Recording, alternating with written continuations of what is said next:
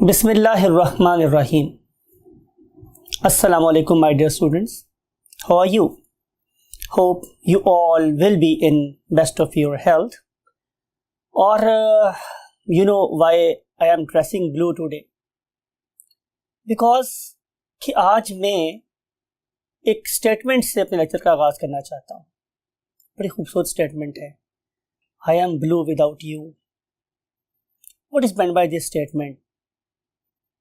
इसका मतलब ये है कि जो आप सब लोग हैं वो मेरे लिए बहुत ज़रूरी है.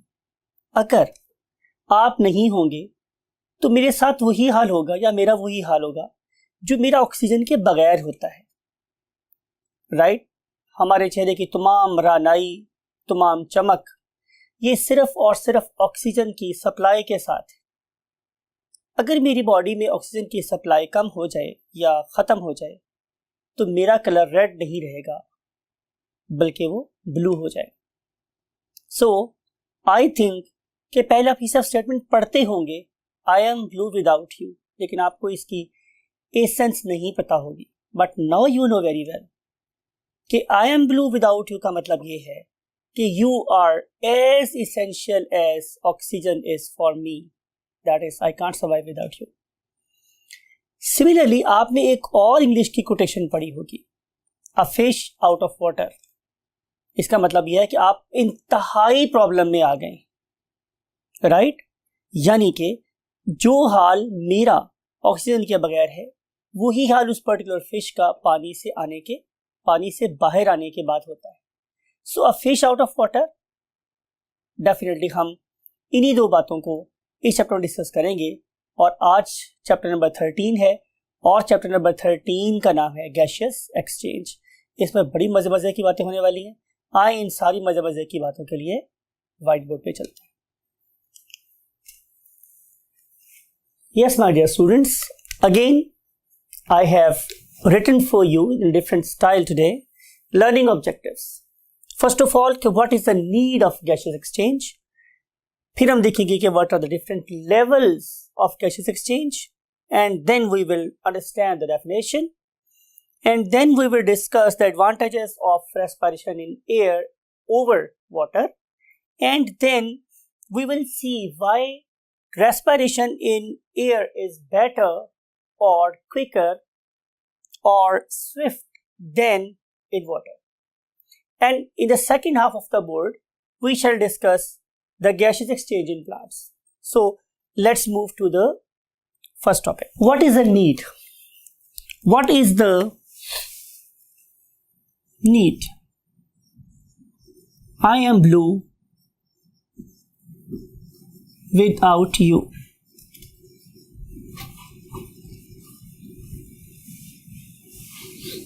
राइट? यही हम टॉपिक का आगाज कर रहे हैं कि आखिर इसकी जरूरत क्या है.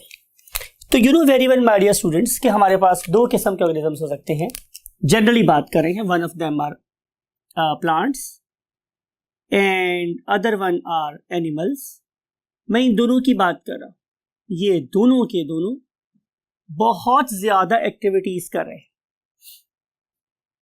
फॉर एग्जाम्पल, जो प्लांट्स हैं वो जमीन की अथाह गहराइयों से पानी को लीव्स की बुलंदियों तक पहुंचा देते हैं. अगर मैं आप लोगों से ये बात कहूं कि आप 2-3 बकेट्स पानी ग्राउंड फ्लोर से थर्ड फ्लोर पे लेके जाएं और वो भी दिन में कोई शायद 2-3 दफा ही, तो डेफिनेटली आप बहुत जल्दी एग्जॉस्ट हो जाएंगे. ये वाला काम प्लांट्स पूरा शब रोज करते रहते, डे टाइम पे भी, रात के टाइम पे भी. तो it is a huge activity. Simple सी बात नहीं है कि आपने जमीन की गहराइयों से पानी को उठाना है और उसे कहां पहुंचा देना है, लीव्स तक. तो it demands lot more energy. Similarly आप लोगों ने उस पर्टिकुलर वाटर से बनने वाली फूड को, जो कहां बनी है स्टूडेंट्स, लीव्स में, और आपने उसे ट्रांसपोर्ट करना है to other parts of the plant. Definitely we have to have some carriers. तो हमें बहुत एनर्जी चाहिए. इस तरीके से plant, although they are very simple, but they are doing lot more biological activities. They are living entities, and living entities are doing lot more biochemical activities even at cellular level. तो हर एक reaction के लिए हमें क्या चाहिए है, energy चाहिए. Right? और एनर्जी ऑक्सीजन के बाहर प्रोड्यूस नहीं हो सकती। अगर मैं आपकी बात करूं, यू नो वेरी वेल कि आप भी एक सोशल एनिमल हो। आपके ख्याल में वो कौन सा काम है जो हम बहुत आसानी से कर सकते हैं? तो आप शायद प्रॉम्प्टली आंसर करेंगे कि सर शायद पलक झपकना, राइट। लेकिन अब यकीन करें कि अगर आपके पास ऑक्सीजन नहीं है तो आप पलक भी नहीं झपक सकते। आपने डिफरेंट मूवीज में देखा होगा कि जब कोई शख्स मर जाता है तो उसकी आंखें कोई दूसरा बंद करता है, इवन उसमें आईज को ब्लिंक करने की एनर्जी भी नहीं होती। तो आप इमेजिन करें कि आप इस सिंपल से एक्टिविटी से आगे कितनी किस्म की कॉम्प्लेक्स एक्टिविटीज कर रहे हैं, जिसमें मेरी जबान का चलना, मेरे हाथों की मूवमेंट, राइट, मेरे ब्रेन का मेरी जबान से कोऑर्डिनेशन, मेरे मसल्स का, मेरे हाथ का मेरे ब्रेन से coordination, lot more energy is required. ये सारी एक्टिविटीज तभी पॉसिबल हैं कि जब मेरी बॉडी में एनर्जी होगी। और एनर्जी प्रोड्यूस करने के लिए मुझे, आपने मेरे लास्ट लेक्चर में, जो मैंने लास्ट टाइम मैं लेक्चर पढ़ाया था, उसमें आपको याद होगा कि हमने यही वाली बात की थी कि एनर्जी प्रोड्यूस होती है by means of 3 processes. One of them was glycolysis, other one was link reaction and third one was Krebs cycle. और इवेंचुअली इन तीनों चीजों से प्रोड्यूस होने वाले NADPH2 और ATP इवेंचुअली क्या प्रोड्यूस कर रहे थे? Definitely ATP, right. तो जरूरत है हमें अपनी एक्टिविटीज को रेगुलेट करने के लिए किस चीज की? एनर्जी की। और एनर्जी कभी नहीं आ सकती विदाउट व्हाट? ऑक्सीजन। तो इसलिए ऑक्सीजन का मेरी इस बॉडी में पहुंचना बहुत ज्यादा जरूरी है। आइए हम आगे चलते हैं। अब इन सारी की सारी एक्टिविटीज के लिए हमने क्या बोला था कि एक्टिविटीज के लिए मुझे क्या चाहिए है? एनर्जी। तो इसी चीज को बेस बना के हम लोग क्या बना रहे हैं? डेफिनेशन बना रहे हैं, ठीक है। डेफिनेशन क्या है मेरे पास कि हमारे पास गैसियस एक्सचेंज एक ऐसा प्रोसेस है जिसमें जो हमारी बॉडी है इट एब्जॉर्ब ऑक्सीजन, ठीक है, gives off CO2 and harvest energy from food molecules या सिंपल फ्रॉम फूड। तो ये जो मेरे पास एक प्रोसेस है, इसे हम क्या बोलते हैं? जाहिर है गैसियस एक्सचेंज। अब जो गैसियस एक्सचेंज है स्टूडेंट्स, वो 2 डिफरेंट लेवल पे चल रहे हैं। हम अब यहां पर पहुंच गए लेवल्स पे, राइट। तो अगर मैं लेवल की बात करूं तो मेरे पास रेस्पिरेशन 2 डिफरेंट लेवल्स पे हो सकती है। नंबर 1, एट ऑर्गेनिज्मल लेवल, यानी कि अगर आप लोग पूरी अपनी बॉडी की बात करें तो जाहिर है मेरी पूरी बॉडी CO2 ऑक्सीजन एब्जॉर्ब कर रही है और CO2 गिव ऑफ कर रही है। ये मैं पूरे लेवल की बात कर रहा हूं। लेकिन यू नो वेरी वेल कि मेरी पूरी की पूरी बॉडी को ऑक्सीजन सप्लाई करने वाले का नाम क्या है? लंग्स। तो इसका मतलब ये होगा कि मैं इसे ऑर्गेनिज्मल लेवल से ऑर्गन लेवल की रेस्पिरेशन भी कह सकता हूं कि जो ऑक्सीजन है वो मेरे सिर्फ लंग्स में जा रही, राइट। सवाल ये है कि अगर ऑक्सीजन मेरे लंग्स में जा रही है तो वो इस्तेमाल कहाँ हो रही है? तो उसका समझ लीजिए हम लोगों ने अभी कि ये ऑक्सीजन बेसिकली इस्तेमाल होगी to carry out process of respiration और उसमें प्रोड्यूस होगी CO2। अब मैं रेस्पिरेशन क्यों कर रहा हूं? टू हार्वेस्ट एनर्जी गेन करने के लिए। तो इसलिए हम ऑर्गेनिज्मल लेवल के अलावा जिस लेवल को फोकस करेंगे वो है नंबर 2 लेवल। और वो नंबर 2 लेवल क्या है? Cellular level, right. ये भी आपसे कोई अब ढकी छुपी बात नहीं है कि जो ऑक्सीजन मैं अपने लंग्स में से लूंगा उसको मैं कहां डाल दूंगा? डेफिनेटली ब्लड में। अब ब्लड इस पर्टिकुलर ऑक्सीजन को डिस्ट्रीब्यूट करेगा to the all body cells, सारे बॉडी के सेल्स को सप्लाई कर देगा। हर सेल, आपको याद है हमने लिखी थी लास्ट लेक्चर में भी कि हर सेल क्या करेगा? नॉट ओनली ऑक्सीजन एब्जॉर्ब करेगा बल्कि वो C6H12O6 ग्लूकोज भी एब्जॉर्ब करेगा।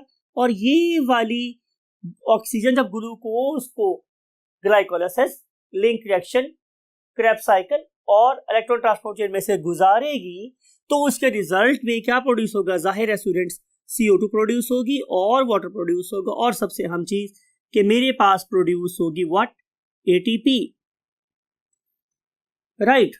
तो ये है बेसिकली ऑर्गेनिज्मल लेवल की रेस्पिरेशन और ये जो हमने लिखी है it is called as cellular level of respiration. अब जो ऑर्गेनिज्मल लेवल ऑफ रेस्पिरेशन है, हम उसे क्या नाम देते हैं? हम इसको नाम देते हैं students what? Simple breathing. We name it as, मैं इसे बाहर निकालू आप लोगों के लिए, we name it as breathing. इसे हम लोग ब्रीदिंग का नाम देते, राइट? और ये जो सेलुलर लेवल पे रेस्पिरेशन हो रही थी, उसको हम लोग क्या नाम देते हैं स्टूडेंट्स? उसको हम नाम देते हैं oxidation. It is simple oxidation because we are going to harvest energy from the food particles using this particular action. तो ये हो गया मेरे पास सेकेंड स्टेप के आखिर हम ये प्रोसेस क्यों कर रहे हैं और इसे कहते हैं लेवल्स हो रहे हैं हमारे पास, राइट? अगर हम इन सारी बातों को दोबारा से जगह पे कंबाइन करें तो हमारे पास क्या बन सकती है स्टूडेंट्स? जाहिर है इसकी मोर रिफाइंड डेफिनेशन। और वो डेफिनेशन मेरे पास क्या है कि गैसियस एक्सचेंज एक ऐसा प्रोसेस है जिसके जरिए से हम ऑर्गेनिज्म को या सेल को क्या प्रोवाइड करते हैं? ऑक्सीजन। और वो वाला ऑर्गेनिज्म अपने सेल्स के अंदर जाके क्या करेगा? सेल्स के अंदर जाके बात कर रहा हूं एट सेलुलर लेवल, वो उस पर्टिकुलर ऑक्सीजन को यूज करेगा to break down the food, to oxidise the food, and it will make CO2 and water, and most important thing is कि it will harvest energy out of it। ये बड़ी important जाहिर कि इस sense इस पूरे chapter का कि हम आखिर गैसेस एक्सचेंज क्यों कर रहे हैं? जाहिर है to harvest energy from the molecules. अब एक्सचेंज ऑफ गैसेस दो डिफरेंट मीडियम में हो सकता है। Look at this, one of them is called as air and other one is called as water. हम हवा में भी सांस ले सकते हैं और बहुत से जो एनिमल्स हैं वो वाटर के अंदर भी बहुत सक्सेसफुली रह रहे हैं। हमारा क्लेम ये है स्टूडेंट्स कि हवा में सांस लेना बेहतर है, बेहतर है देन रेस्पायरिंग इन वाटर। अब अगर हमारी ये वाली बात ठीक है तो हम लगा क्वेश्चन ये बोल रहे हैं कि व्हाई, ऐसा क्यों? राइट? तो उसको अंडरस्टैंड करने के लिए आप लोगों ने एक बात जिसे मैं रेड मार्कर से बोर्ड करके आप लोगों के लिए लिख रहा हूं वो अपने माइंड में जरूर रखनी है। वो क्या है students? Look at this, most important thing को मैं IMP के तौर पर लिख रहा हूं क्योंकि इंपॉर्टेंट स्टेटमेंट है। मैंने इसे ब्लॉक सर्कल भी कर दिया है और उसके ऊपर एक स्टार भी लगा दिया। वो बात क्या है माय डियर स्टूडेंट्स कि जो हमारे सेल्स हैं उनको O2 सप्लाई या ऑक्सीजन की सप्लाई या गेटिंग रेट ऑफ CO2 वो सिर्फ और सिर्फ एक ही प्रोसेस से मिलती है और उस पर्टिकुलर प्रोसेस का नाम क्या है? डिफ्यूजन।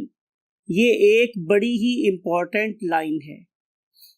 अब अगर आप लोगों को ग्रेड 9, 10 या उससे छोटी क्लासेस भी पता हो तो आपको पता होगा कि डिफ्यूजन क्या है। It is mere movement of the molecule from a region of higher concentration to a region of lower concentration, right?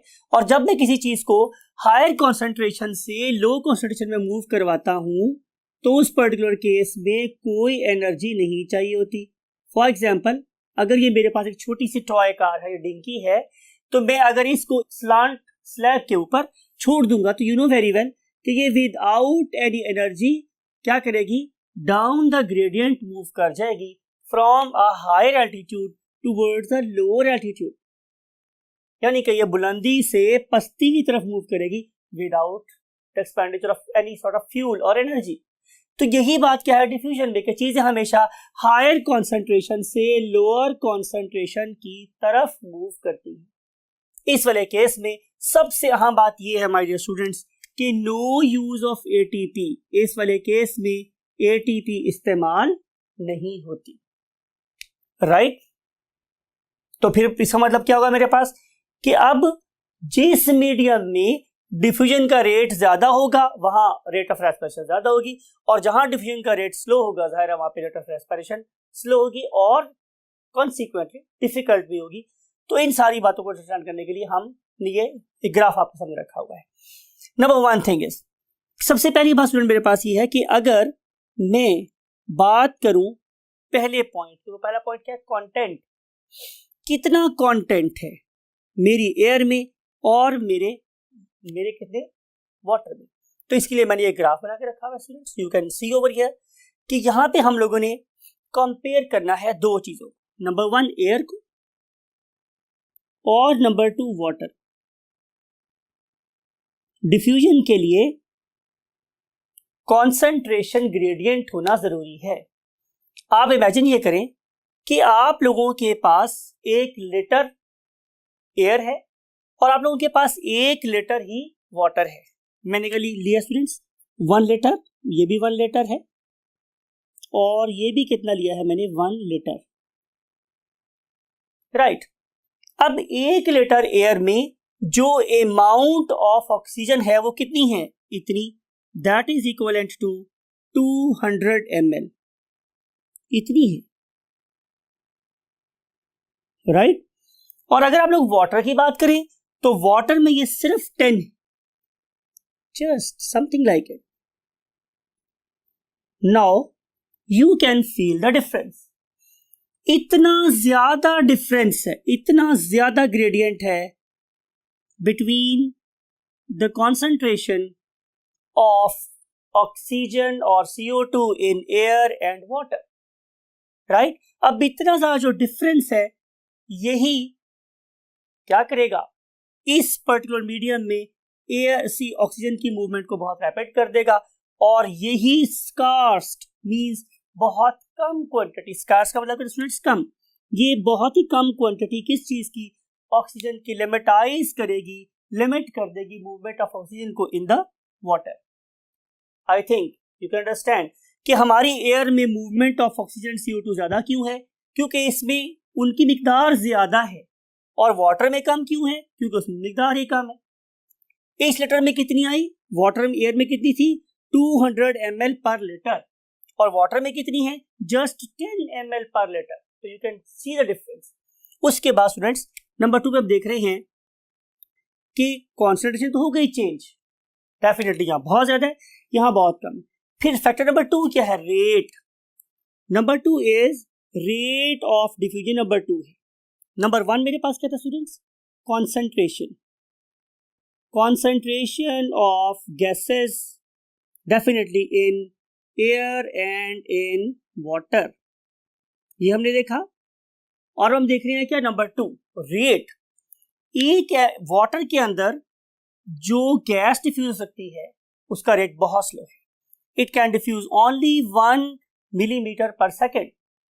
लेकिन अगर मैं एयर की बात करूं तो एयर में जो गैस है उसकी डिफ्यूजन का रेट 8000 टाइम्स ज्यादा है।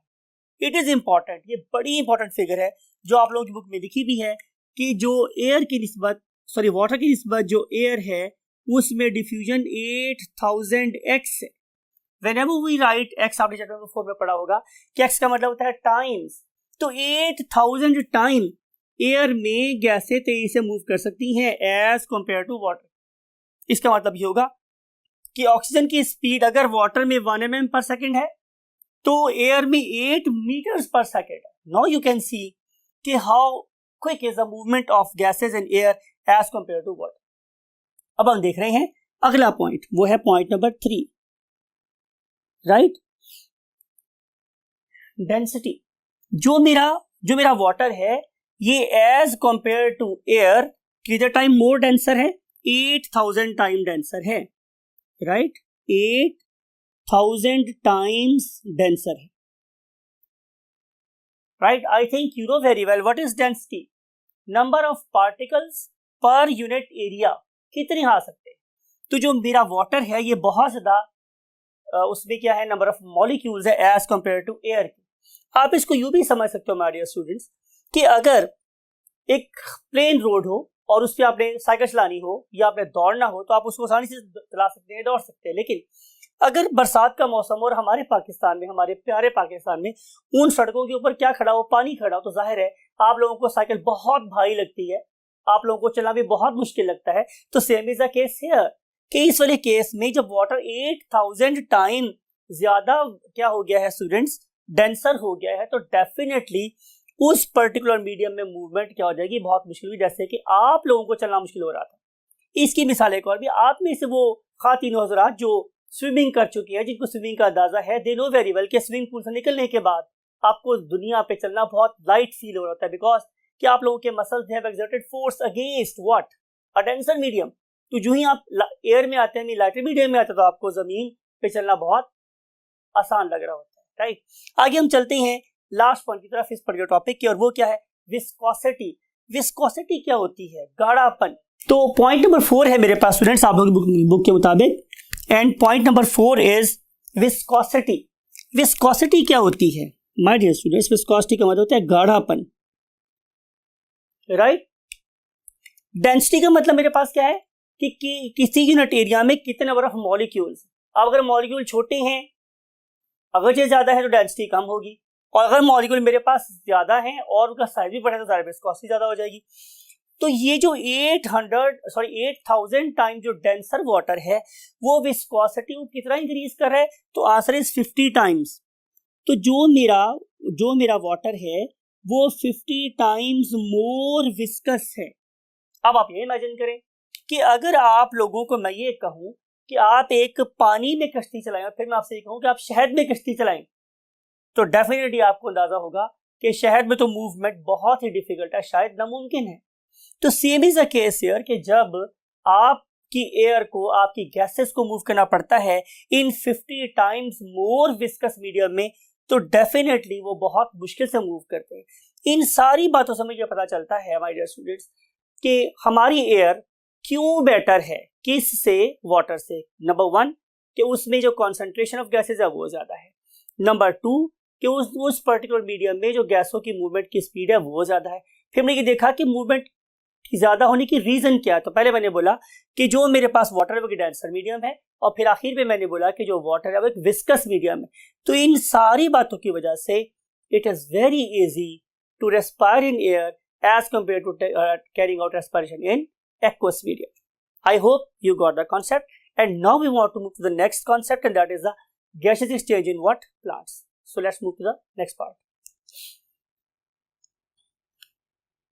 Yes my dear students, हम स्टार्ट करने वाले हैं gaseous exchange in plants, और इसके लिए सबसे पहले मेरा क्वेश्चन यही है कि why plants need an exchange, right? You know very well कि प्लांट को क्यों जरूरत है। आपका क्या ख्याल है कि प्लांट तो ऑटोट्रॉफ्स है, they can make their own food, वो तो अपनी फूड खुद बना रहे हैं, राइट। लेकिन आपको ये वाली बात भी याद होगी माय डियर स्टूडेंट्स कि मैंने आप लोगों से लास्ट लेसन के स्टार्ट में I am talking about what, bio energetics के लेक्चर की बात कर रहा हूँ, राइट, जो मैंने आपको लास्ट लेक्चर पढ़ाया था। उस लेक्चर में मैंने आपसे क्या डिस्कस किया था कि plants have got dual SIM like character, यानी कि वो रेस्पायर भी कर रहे हैं और नंबर 2 पे वो क्या कर रहे हैं, फोटोसिंथेसिस भी कर रहे हैं। मत इमेजिन करें, मैं लास्ट में आपको ये बात समझाई थी, नेवर इमेजिन कि plants can use sunlight directly. First of all they are going to convert solar energy into chemical energy, and then like animals these particular plants will carry out what? Oxidation of that chemical energy, that is the glucose. और जब वो glucose बन जाएगा students मेरे पास, तो फिर हम उस ग्लूकोज ऑक्सीडाइज करेंगे। ऑक्सीडाइज करने के बाद क्या करेंगे, एनर्जी ऑब्टेन होगी। And you know the equation for oxidation of glucose, that is C6H12O6 plus O2 give us CO2 plus water plus energy. तो प्लांट्स भी एनर्जी की प्रोडक्शन के लिए किस पे डिपेंड कर रहे हैं? Yes, you 100% right, on respiration. तो इसका मतलब ये होगा, मैंने आपको अभी इसी लेक्चर के पहले पार्ट में बात बताई थी कि प्लांट्स भी बहुत सारी एक्टिविटीज कर रहे हैं, और हर एक्टिविटी किस पे बेस कर रही है, एनर्जी पे। और एनर्जी बेशक कब बनेगी, जब हम ग्लूकोज ऑक्सीडाइज करेंगे। तो फिर दोबारा लास्ट टाइम रीइंफोर्स कर रहा हूं कि प्लांट्स ग्लूकोज बना सकते हैं, हम नहीं बना सकते। लेकिन ये मत सोचें कि प्लांट्स ग्लूकोज से एनर्जी डायरेक्टली ऑब्टेन करते हैं। No, they have to carry out the process of respiration, they have to oxidise the food, they have to burn the glucose and then they will obtain energy, right? So ये है मेरे पास need of exchange। अब अगली बात ये है कि क्या plants के पास कोई special organ of respiration है? तो answer is no, answer is no, big no, right. तो क्या सारे एनिमल्स के पास ऑर्गन ऑफ रेस्पिरेशन है? तो answer is again no. Special organ of respiration तो हायर एनिमल्स में होते। फॉर एग्जाम्पल आप कंसिडर करें इस अमीबा को, ये तो बेचारा एक सेल पे कंसिस्ट कर रहा है। जब वो एक सेल पे कंसिस्ट कर रहा है तो उसको किसी खास सिस्टम की जरूरत ही नहीं, बल्कि तो बेचारा है ही एक सेल पे कंसिस्ट कर रहा, तो फिर हमें प्रॉब्लम आनी नहीं चाहिए। इसका मतलब ये होगा कि अगर हम स्पेशल ऑर्गन ऑफ रेस्पिरेशन की बात करेंगे तो वो सिर्फ और सिर्फ हायर एनिमल्स में नजर आएंगे। गेटिंग माय पॉइंट और नॉट? तो इसलिए हमने यहाँ पर ये बात कैटेगोरिकली आप लोगों की बुक में लिखी है कि plants don't have special organ of respiration as they are found in unlike higher animals. Higher animals के पास ऑर्गन ऑफ रेस्पिरेशन होता है, लेकिन प्लांट्स के पास और लोअर एनिमल्स के पास कोई special organ of gaseous exchange नहीं होता। राइट, अब हम देख रहे हैं कि क्या पौधों के पास वाकई कोई ऑर्गन नहीं है, तो हम एक आर्गुमेंट के तौर पे कह सकते हैं कि जनाब हमारे पास जाइलम फ्लोएम तो है। राइट, हमारे पास प्लांट्स में जाइलम भी है और हमारे पास प्लांट में फ्लोएम भी है। तो क्या ये वाले दो very special structures they are not doing any sort of contribution for the exchange of gas? तो answer is yes, they have no role at all. They have no role in exchange of gases. इनके पास तो कोई role ही नहीं है किसके लिए? Exchange of gases के लिए, नो रोल एट ऑल। मैंने कैटेगोरिकली यहां पर एक साइन ऑफ एक्सक्लेमेशन भी डाल दिया ताकि आपको याद रहे। तो फिर कौन सी चीज है प्लांट के लिए जो एक्सचेंज ऑफ गैसेस में हेल्पफुल हो सकती है? तो उसका आंसर है मेरे पास लीव्स। राइट, उसका आंसर मेरे पास क्या है? लीव्स। अब आपने ये बात याद रखनी है कि प्लांट बॉडी का हर एक सेल अपनी जरूरत के मुताबिक डायरेक्टली O2 एब्जॉर्ब कर सकता है और CO2 गिव ऑफ कर सकता है। लेकिन जैसे हमारी बॉडी में ब्लड और लंग्स सिस्टम प्रेजेंट है, कैपिलरीज प्रेजेंट है, ऐसी कोई चीज प्लांट में प्रेजेंट नहीं होती। लेकिन लीव्स, बिल्कुल आपको याद होगा मैंने लास्ट टाइम भी आप लोगों के लिए एक डायग्राम बनाई थी कि सबसे ऊपर हमारे पास क्या होती है? क्यूटिकल, और उसके नीचे हमारे पास यहाँ पे क्या थे? एपिडर्मिस की लेयर थी, बहुत डिटेल से डिस्कस हुई आप लोगों के साथ। और फिर इसके नीचे मेरे पास फिंगर लाइक सेल्स थे, और जिनके दरमियान में जो स्पेसेस थी वो ऑलमोस्ट ना होने के बराबर थी। And these cells they were hanging perpendicular to the upper epidermal cells. और हमने नाम दिया था इसको व्हाट? पैलिसेड बेसोफिल का। मैं सिर्फ यहाँ पे इस वक्त पैलिसेड बेसोफिल के नाम सिर्फ एवरीथिंग यूज कर रहा हूँ। फिर हमने देखा कि इसके नीचे हमारे पास लूजली पैक्ड सेल्स हैं, और ये जो लूजली पैक्ड सेल्स थे they were called as what? Spongy basophil cells. और मैंने आपको बताया था कि स्पंजी बेसोफिल सेल्स की जो सबसे अहम खूबी है वो ये कि इनके दरमियान में यहाँ पे क्या होते हैं? लार्ज इंटरसेलुलर स्पेसेस होती हैं। ये यहाँ देख लें आप लोग, इसको देख लें आप लोग, इस कैविटी को देख लें। So these all are intercellular spaces. ये intercellular spaces को हम एक और नाम भी देते थे, आपको याद होगा, उसका नाम क्या था? उसका नाम क्या था students? Air chamber.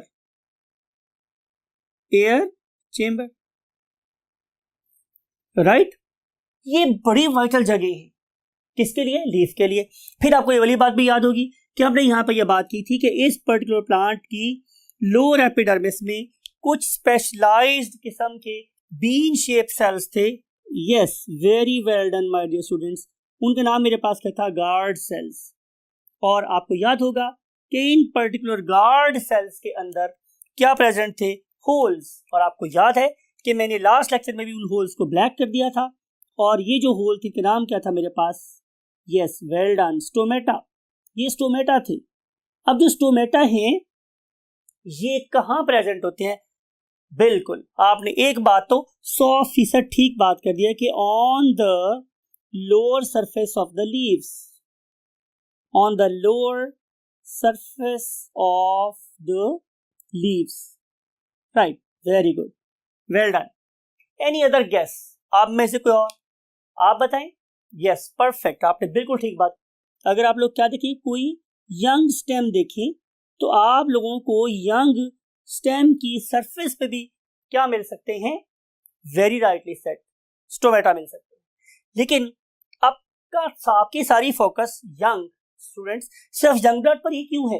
Why you not considering about an old organism? तो इस ओल्ड ऑर्गेनिज्म के बारे में क्या है, बिल्कुल आपने याद रखना है ये वाली बात कि ये जो मेरे पास एक ओल्ड प्लांट है उसके स्टेम पे स्टोमेटा नहीं होते, ओल्ड प्लांट के स्टेम पे स्टोमेटा नहीं होते। तो फिर ओल्ड प्लांट में अल्लाह रब्बुल इज्जत ने स्टोमेटा की जगह पे क्या रख दिया, तो आंसर इज कॉर्क टिश्यू।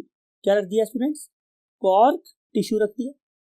और इस कॉर्क टिश्यू के अंदर लुक एट दिस इमेज, इस इमेज आपको नजर आ रहा है कि ये कॉर्क टिश्यू है। तो कॉर्क टिश्यू के अंदर क्या प्रेजेंट होते हैं, लेंटिसेल्स, और ये पर्टिकुलर लेंटिसेल्स क्या करते हैं, ऑक्सीजन सप्लाई और CO2 से निजात देते हैं ओल्ड प्लांट को, राइट। तो स्टोमेटा और उसके सब्स्टिट्यूट की हम लोगों ने यहाँ पे बात कर ली कि ये वो जगह हैं जहां से प्लांट्स अपनी ऑक्सीजन ले सकते हैं और CO2 को गिव ऑफ कर सकते हैं, राइट। अब देखना मैंने ये है स्टूडेंट्स कि अगर हम किसी ऑक्सीजन को या CO2 को मूव करते हैं तो उसका मेरे पास रूट क्या होगा, रास्ता क्या होगा। तो उसके लिए हम छोटी सी एक स्कीम बना लेते हैं। यू नो वेरी वेल कि सबसे पहले ये मेरे पास एयर है, एयर में से CO2 या oxygen it will go through the stomata, ये स्टोमेटा में से गुजरेगी और स्टोमेटा से गुजरने के बाद it will lead to the air chambers, ये एयर चेंबर्स में चली जाएगी और एयर चेंबर्स में मैंने आपको बोला क्या नजर आएंगे हमें, ये वाले सेल्स। लास्ट लेक्चर में बहुत डिटेल्स में पढ़ा था, लास्ट लेसन में, दैट वाज बायोएनर्जेटिक्स, उसमें कि यहाँ पे क्या है, बेसिकली लार्ज वैक्यूल्स हैं और उनके साइडों पे साइटोप्लाज्म है। किसकी बात हो रही है, मेसोफिल सेल्स की। तो एयर चेंबर में से एयर विल गो ऑन, मैंने वर्ड यूज किया है on, right, on the surface of walls of mesophyll cells. तो मैंने यहाँ पे लिखा है, लिख रहा हूं मैं, surface of the cell walls of mesophyll cells. तो ये मेसोफिल सेल की सेल वॉल की सरफेस के ऊपर पहुंच जाएगी। अब हमने आपको मूव करवाना है इस पर्टिकुलर स्टार से इस स्टार पे। अब यहां पे आएगा रोल ऑफ वाटर, जो बड़ी ही इंपॉर्टेंट बात है। लुक, मैं आप लोगों के लिए यहां पे एक डायग्राम ड्रॉ कर रहा हूं। लुक एट दिस कि ये मेरे पास एक plant cell, it may be a palisade mesophyll cell, और यू नो इसके सेंटर में क्या था, बहुत ही बड़ा सा वैक्यूल। ये जो ड्रॉ की है मैंने black, if it is a cell membrane तो यू नो कि it is a semi permeable. और अगर मैं इसके गिर्द ये ड्रॉ कर रहा हूं एक बहुत ही मोटी सी cell wall, something like it, ये सेल वॉल है, इसको लेबल कर रहा हूं सेल वॉल, तो it is always moist. My dear students, मैंने एक वर्ड यूज किया है मॉइस्ट।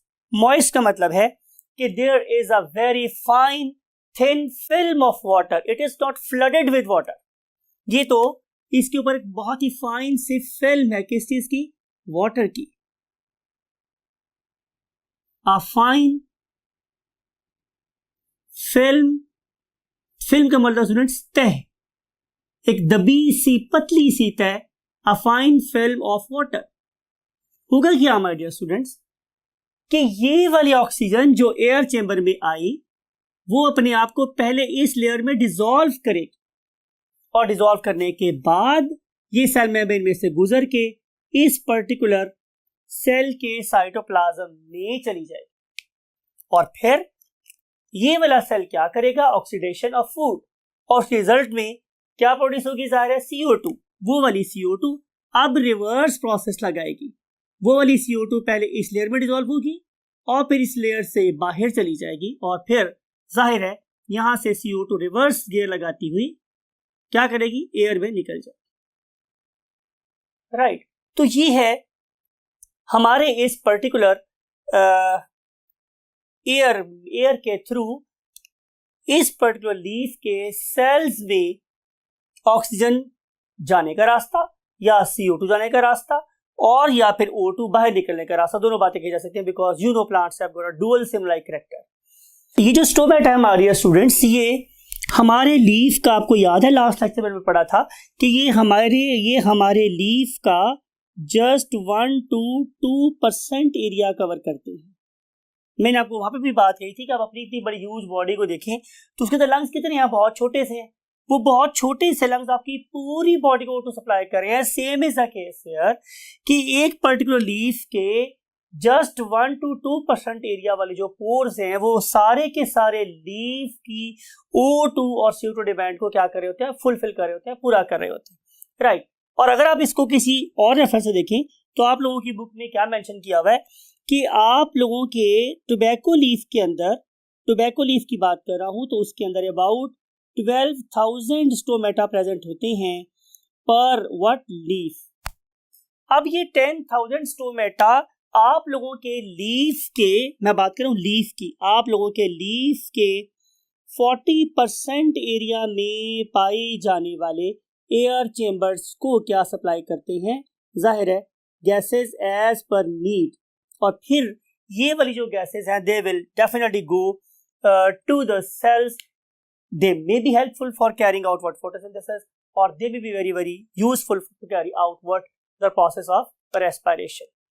आप लोगों के प्लांट में फोटोसिंथेसिस भी हो रही है, रेस्पिरेशन भी हो रही है, लेकिन सोचने वाली बात यह है कि क्या प्लांट डे टाइम पे भी सांस ले सकते हैं, means they are able to carry out process of photo respiration और नॉट, और अगर हो सकती है तो कैसे होगी, इसको हम देखेंगे इंशाल्लाह नेक्स्ट लेक्चर में।